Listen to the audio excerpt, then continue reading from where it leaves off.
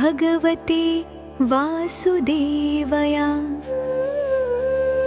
યમનાઈ સાથે જોડાયેલું છે એટલે પુષ્ટિ માર્ગ. તો આ બધું કેમ આ ભાવનું, આ યશોદાજીના ભાવનું, આ યમુનાજીના ભાવનું, આ લલિતાજીના ભાવની સામગ્રી, આ ચંદ્રાવલીજીના ભાવની, આવી જુદી જુદી ભાવની સામગ્રીનું મૂળ કારણ શું? વાત નીકળી છે એ પણ થોડી ચર્ચા કરી. પુષ્ટિ માર્ગમાં સમર્પણ દ્વારા કૃપા પ્રાપ્તિ કરી છે. એટલે કે તમે યમુનાજી રૂપ ઝારીજી ભર્યા અને એમને ઠાકોરજી પાસે પધરાવ્યા તો તમારા ઉપર યમુનાજી પ્રસન્ન થયા કે તે મારો ભગવત સંયોગ કરાવ્યો. જા, હું તને આશીર્વાદ આપું છું, જેવું સુખ મને મળ્યું એવું સુખ તને પણ મળે. તો આ યમુનાજીના આશીર્વાદ, યમુનાજીનો પ્રભુ સંયોગ કરાવીને એ તમે માલાજી બનાવો તો એ વ્રજભક્તોનું સ્વરૂપ કહીએ છીએ. તો કે જ્યારે માલાજી બનાવી તમે ઠાકોરજીને ધરાવો છો ત્યારે વ્રજભક્તો તમારા ઉપર પ્રસન્ન થાય છે. અરે તે મારો ભગવત સંયોગ કરાવ્યો, જ્યાં જેવું સુખ મને મળ્યું, અમારા તને આશીર્વાદ છે કે તને પણ એ સુખ મળે. એટલે માલાજી ધરાવવાથી તમને વ્રજભક્તોના આશીર્વાદ મળે. એમ લલિતાજીના ભાવની, ચંદ્રાવલીજીના ભાવની, વિશાખાજીના ભાવની, સ્વામીજી, આ જુદી જુદી ભાવની સામગ્રી, વસ્ત્રના રંગ, શૃંગારના પ્રકાર, આગળ જુદા ચારે યુથના ભાવથી થાય. એટલે કે એ જ્યારે તમે પ્રભુને ધરાવો ત્યારે એ ગોપીજનના તમે આશીર્વાદ પ્રાપ્ત કરો છો. કારણ કે પુષ્ટિ ભક્તિમાં, કૃષ્ણ ભક્તિમાં સીધી કૃષ્ણ કૃપા થતી નથી. પહેલા પ્રભુના લીલા પરિકરની કૃપા થાય અને પછી ઠાકોરજી કૃપા કરે છે. એટલે સૌથી પહેલા આપણે વ્રજભક્તોના આશીર્વાદ પામીએ, પછી ઠાકોરજી આપણા પર કૃપા કરે. તો આ રીતે વિવિધ ભાવની સામગ્રી, વસ્ત્ર, શૃંગાર પ્રભુને અંગીકાર કરાવી તમે વ્રજભક્તોના આશીર્વાદ મેળવો છો.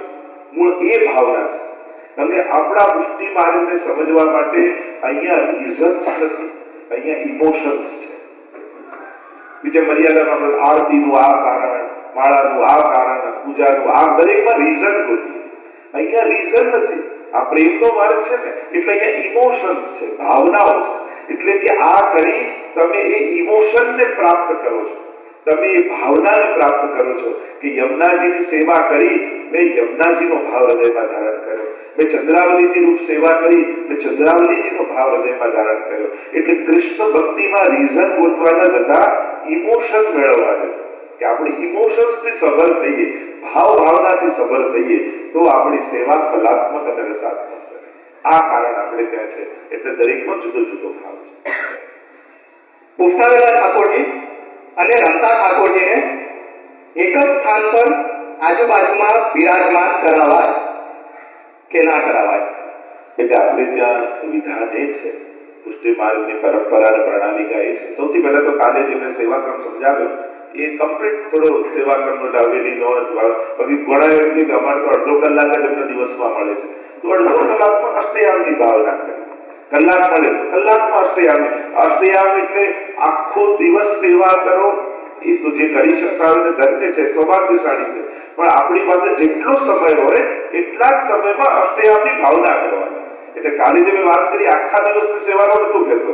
તમારે જે કલાકનો સમય છે એ કલાકમાં આવા લીલા સર્વા ક્રમાગતા ક્રમ પ્રમાણે ભાવના કરી કરવી. અને સાવ ના જ કરી શકતા હો તો 3 ટાળી પાડી ઠાકોરજીને જગાવો, ગુંજાવાળા ધરો, ચંદ્રિકા મસ્તક પર ધરો, મિશ્રી કટોરી સુકોમ્યો ભોગ ધરો અને તમે જે પાઠ કરી શકતા હો યમનાષ્ટક, કૃષ્ણાશ્રય, સર્વોત્તમ, મધુરાષ્ટક આટલા પાઠ કરી ઠાકોરજીને બોલાવી દો. આટલું પણ સેવા કરી શકાય. એટલે અને એક વસ્તુ વિશેષ રૂપે ધ્યાન રાખવી, સેવામાં ક્યારે પણ સરખામણી કરવી નહીં ને જોખવાની કે સકડી વાળા મોટા અને સકડી વાળા નાના અને દૂધઘર વાળા એનાથી નાના, મિશ્રી વાળા આ તો બધા મિશ્રી વાળા ઘણા વાર તો લોકો સકડી ધરતા મિશ્રી વાળા સાવ નાના ગણે. ક્યારે પણ લૌકિક બુદ્ધિ અલૌકિક કાર્યોમાં વાપરવી નહીં. મિશ્રી ધરે છે એ પણ મોટો જ છે, અનસકડી ધરે છે એ પણ મોટો જ છે. આ તો આપણું સમર્પણ છે. એનાથી ભગવાન નાના મોટા નથી થઈ જતા. એટલે ક્યારે પણ વધારે સેવા કરતા હોય એમને ઓછી સેવા કરનારને નાનો નહીં ગણો. એક માળા ફેરવે છે એ પણ મોટો છે અને જેના મુખમાં એકવાર ભગવત નામ આવે એ પણ મોટો છે. એટલે ક્યારે પણ આ ભક્તિમાં અને ભગવાનના કાર્યમાં આ નાના મોટા વધારે ઓછું આવી લૌકિક બુદ્ધિ છે ને એમાં નહીં વાપરવી. મહાપ્રભુજી ના પાડે છે મનુતે નૈવ લૌકિકમ. આપણા ઠાકોરજી લૌકિક નથી, લૌકિક સાંભળતા નથી, લૌકિક જાણતા નથી, લૌકિક વિચારતા નથી. એટલે આજે લૌકિક બુદ્ધિ આપણે સંસારના લોકોમાં વાપરીએ ને, આ પેલાને ખોટું લાગી જશે, આમ થઈ જશે, આવું ઘણા ઠાકોરજીમાં એવું વિચારે, આવું નહીં કરું તો ભગવાનને ખોટું લાગે. આમ અરે પ્રભુ બચાવનારા છે, પાડનારા નથી. પ્રભુ આપણા ઘરે આવે છે આપણા દોષોને ધોવા માટે, દોષોને ગણવા માટે નહીં. લોકો સેવા કરતા એટલે ડરે કે અમારાથી અપરાધ થઈ જાય તો, પાપ થઈ જાય. અરે પાપ ધોનારા એ છે, પાપ ગણનારા નથી. એટલે કલાક સેવા કરી આખા દિવસના અપરાધો આપણે ધોવાના છીએ, કરવાના નથી. પ્રભુએ તો વચન મહાપ્રભુજીને આપેલું છે કે આપના દ્વારા જે જીવ શરણાઈ આવશે એના દોષો સામે હું ક્યારેય નહીં જોઉં. એ આપણને આનંદ આપવા આવે છે, આપણને લાભ આપવા આવે છે. એટલે દોષોનો વિચાર કરી ભગવત સેવાના આનંદથી વંચિત નહીં રહેવું. એ જે લાભ આપણને મળ્યો છે આપણું સૌભાગ્ય છે. અને ક્યારેય કોઈ દોષ, બસ જે દોષ થાય એમાં બસ હું સ્વીકાર્યું કરો તો ખરા. એટલે કઈ કોઈ ઠાકોરજી દોષ ઘટવાના નથી. એટલે આજે ઊંધું વિચારીએ છે ને આપણે ઘણી વાર પુષ્ટાવની વાત કરો પણ કોઈ ગુજરી જાય તો શું કરવાનું, પહેલો સુતરનો વિચાર કરો. આવા સારા પ્રસંગે કોઈ ગુજરી છે ખરો કે વિચાર કરો. જેને ત્યાં બિરાજે છે કોઈને વાંધો નથી આવ્યો તો ઠાકોરજીને તમારી જોડે કોઈ વિશેષ દુશ્મની નથી કે આને તો હેરાન કરવો જ છે એવું ઠાકોરજી વિચારી નાખે તો બધા જ સચવાઈ જાય, ક્યાંય કોઈને વાંધો. અને હવે નહીં કરી તો ક્યારે કરીશું.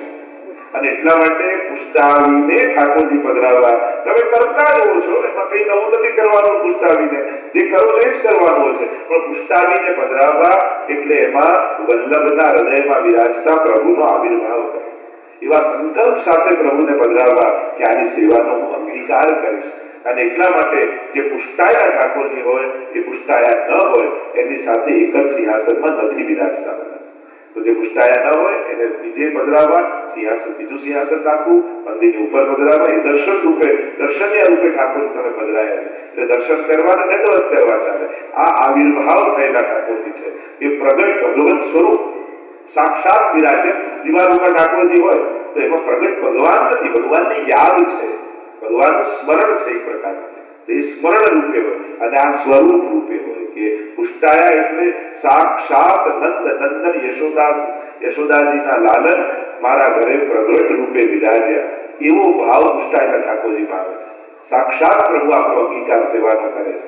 અને એટલા માટે આપણે ત્યાં વિવેક છે. પુષ્ટાયેલા ઠાકોરજી પુષ્ટાયા ન હોય એની સાથે એક સિંહાસનમાં નથી બિરાજતા, એ બીજે બિરાજતા હોય છે. અને એટલા માટે એ પ્રકારે પુષ્ટાયેલા ઠાકોરજીનો આદર જાળવવો જોઈએ. ક્વેશ્ચન ઇંગ્લિશમાં આવ્યો છે તો હું ઇંગ્લિશમાં જ બોલીશ. Can we make samagri as a sugar free or we have to make samagri with an authentic way only? The samagri sugar free બની શકે છે કે પછી એમાં સાકર કે મીઠાશ નાખીએ તો જ સામગ્રી કહેવાય કે પછી એને કોઈ અલગ રીત છે? બંને વસ્તુ છે. જો આપણે સંસારમાં રહીએ છીએ, આપણા દેહધર્મ પણ લાગેલા છે, આપણી અવસ્થા પણ લાગેલી છે અને પ્રભુના સુખનો પણ વિચાર છે. તો વ્યવહારિક જગતમાં એવું કરી શકાય કે બને તો પ્રભુ માટે 2 નંગ ખાંડવાળા કરી લેવા અને બીજા બધા જે છે એ ઠાકોરને સમર્પિત કરી અને એ રીતે કરવું. આપણે ઠાકોરજી તો મીઠી ખીર જો ભાવે લાલ તો મીઠી કીર્તન વાળા જાણે છે, હવે બુરો અધિક મિલાવે. એક મીઠી ભાવે પછી વધારે બુરો ના કેમ કે છે. પણ આપણે હવે ગોવાળિયા છીએ નહીં અને આ બધા કાર્ય કરતા આપણો ઠાકોરજી ગોપાલ છે એટલે એ ગાયો ચરાવવા જાય બધું એને પચી જાય, આપણા બધાને પચે નથી. તો એટલા માટે પ્રભુ માટે જયારે કરતા હોય આપણે કોઈ પણ સામાન્ય યાદ કરીને ઘણી વાર આપણા દેહ માટે, કારણ કે શરીર જો સાચવશો નહીં તો વધારે વાર સેવાય નહીં કરી શકો. સુગર ફ્રી પણ કેમ ખાવું છે? મારી મજા માટે નહીં, હું લાંબા સમય સુધી સ્વસ્થ રહી ભગવત સેવા કરી શકું એટલા માટે અમારે ત્યાં. તો એ જ વસ્તુનો દ્રષ્ટિકોણ બદલી નાખો તો એ સેવામાં સહાયક જ છે. તમારે શરીર પણ સાચવવું જોઈએ. ઘણી વાર વડીલ વૈષ્ણવ ઘણી વાર લોકો એટલા ભૂખ્યા રહીને એક અન્નનો દાણો ન લે, તબિયત બગડી જાય, દવા લેવાનો ટાઈમ આવે છે, સેવા પૂરી થાય પછી દવા લઈ અને સાવ તબિયત પેલી થઈ જાય. તો એવો અર્થાગ્રહ કે અત્યાગ્રહ કોઈ વસ્તુનો નહીં કરે. મહાપ્રભુજી તો ના પાડે છે કે અત્યાગ્રહ પ્રવેશે પર પીડાથી સંભવે સેવા કર્તવ્ય. કે ભગવાન કરતા કોઈ વસ્તુનો યા મારા નિયમનો અત્યાગ્રહ થઈ જાય તો સેવા છોડી દો. કારણ કે તમને ભગવાનની સેવા થાય એ વિચાર નથી, મારો નિયમ ન જાય એનો અત્યાગ્રહ છે. એટલે પ્રભુ કરતા તમારો નિયમ મોટો ન થઈ જવો. પર પીડાની સંભવે તમારી સેવા બીજાને પીડા આપવા લાગે સેવા છોડી દો. તમારો આનંદ છે, બીજાને તકલીફ આપવા માટે નથી, દુઃખ આપવા માટે નથી સેવા. મહાપ્રભુજી તો બહુ પ્રેક્ટિકલ છે અને મહાપ્રભુ સ્પષ્ટ આજ્ઞા કરે છે સ્વધર્મા ચરણમ શક્ત્યા વિધર્માશ્ચ નિવર્તનમ. શક્તિ પ્રમાણે સ્વધર્મ કરો, વિધર્મ નહીં કરો. કે તમારી જે શક્તિ છે, તમે જે દેશમાં રહો છો, તમે જે માહોલમાં રહો છો, તમારી જે ઉંમર છે, તમારું જેટલું ઘર છે, એટલે જ આપણે ત્યાં શબ્દ શું છે મેડ. મેડ એટલે ઘરનું આંગણું. તો તમારું 100 મીટરનું ઘર છે કે આટલા 2 રૂમમાં તમારે રહેવાનું છે. હવે અપરસનો વિચાર કરીને સેવાથી દૂર જતા રહો એ તો ખોટું કહેવાય. સેવા માટે છે બધું. તો હવે એ રૂમના ઘરમાં કઈ રીતે અપરસ પાડીને સેવા કરવી, તો એનો વિચાર. મહાપ્રભુજી ખુલ્લા ચરણારવિંદથી આખા ભારતની પરિક્રમા કરતા, નવનીતલાલ સાથે વિરાજતા. વિચાર કરો કઈ રીતે, કેવી અપરસને કઈ રીતે રહેતા હશે. ઘરે નતું મહાપ્રભુ પૃથ્વી પ્રદક્ષિણા કરે, ઝાડ નીચે કામ કરતા. આપણે વિચારીએ કે ના સોનાની જાળી હોય, આ હોય, સિંહાસન હોય, પેલું હોય તો જ સેવા કરે. ના, સેવા તમે હો તો થાય, કોઈ વસ્તુથી ના થાય. પ્રભુને વસ્તુ નથી જોઈતી, પ્રભુને તમારી જરૂર છે. કે તું સામે બેઠો છો કે બસ એ મારી સેવા છે. એટલે ઇમ્પોર્ટન્ટ વસ્તુ નથી, ઇમ્પોર્ટન્ટ તમે છો. સેવા આપણે સગવડતાને મહત્વ સમજી કે પ્રભુ માટે બધી સગવડતા હોય તો જ ઠાકોરની રાજી થાય. હું આવું કે નહીં ના, એ બધું જ ગોલોકધામમાં હતું છતાં છોડી તમારા ઘરે એટલે આવ્યા કે ગોલોકધામમાં તમે નહોતા અને તમારા હાથની સેવા લેવી. એટલે પ્રભુ એક વસ્તુ બધા યાદ રાખી, મારા માટે મારા ઘરે આવે છે. એ મારી વ્યવસ્થા કે સગવડતા માટે નહીં.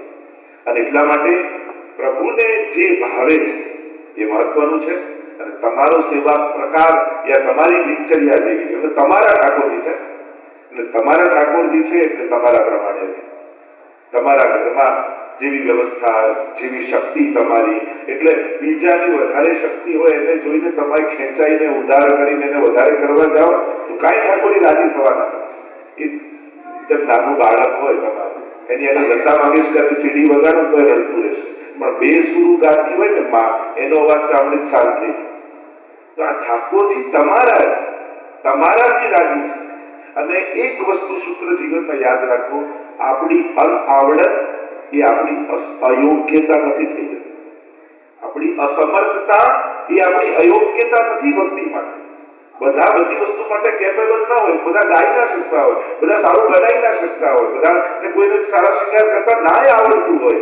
એનો અર્થ એ નથી થતો કે તમે સેવા કરવા અયોગ્ય થઈ ગયા. જરાય તમારી અયોગ્યતા નથી, અસમર્થતા નથી. અને એટલા માટે ક્યારેક એવું થાય કે આપણને જયારે રોગ થયો હોય, આપણે ન થાય એના માટે સાવધાની રાખતા હોઈએ, તો પ્રભુ માટે 2 વસ્તુ આપણે બનાવીને એ આગળ થાળીમાં પધરાવીએ. બાકી બધું સન્મુખ જરૂર કરો જે બી હોય. કારણ કે આપણે સમર્પણ કર્યું છે કે જે અસમર્પિત વસ્તુ નામ તસ્માદ વર્જનમ આચરે, બધું દૂર પધરાવું ખરા, પણ સન્મુખમાં આ કરો. પ્રભુની દ્રષ્ટિથી પણ પ્રસાદી થાય. કોઈ વસ્તુ યા પ્રસાદી ભેળવી દેવાથી પણ પ્રસાદી થાય. જેમ બધું ધરીને આપણે ન લઈ શકતા હોઈએ તો પ્રસાદી કઈ રીતે લેવું, તો કે પ્રસાદી મિશ્રી જે ઠાકોરજીની હોય ધરેલી એ મિશ્રી બધામાં પધરાવી દઈએ, ઘણીવાર ચરણામાં પધરાવી દઈએ. કાંઈ જ ના હોય તો પ્રસાદી વસ્તુમાં હાથ લગાવી અને પ્રસાદી વસ્તુને લગાડી તો પ્રસાદી થઈ જાય. પ્રસાદી હાથ પ્રસાદીમાં લાગે તો પ્રસાદી થાય. તો આ બધા ક્રમ છે.